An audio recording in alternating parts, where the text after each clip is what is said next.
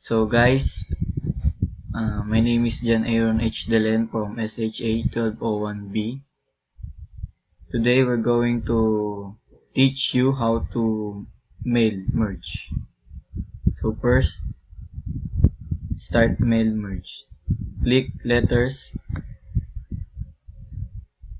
select recipients, use an existing list.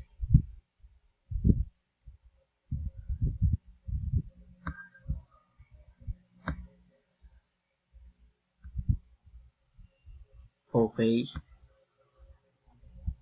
First, click the recipient's full name.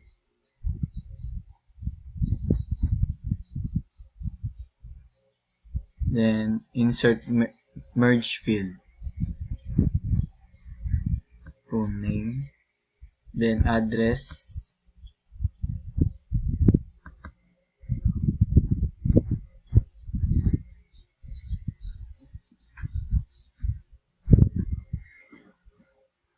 Insert merge field.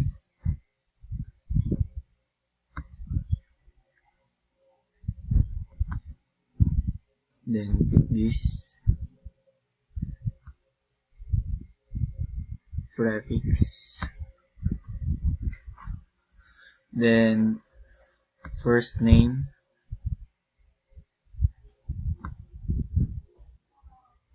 Click first name.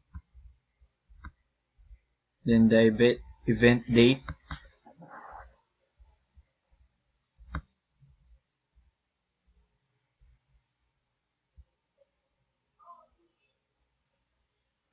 And then event time.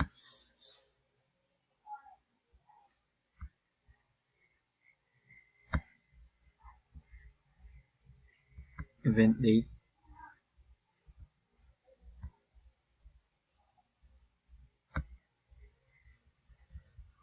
That's it. Next is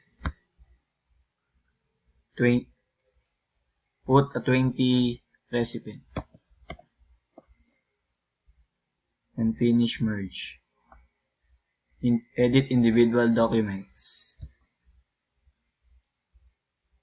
Select all and OK.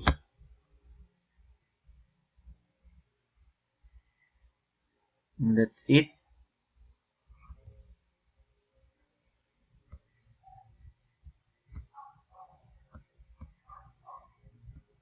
Thank you for watching.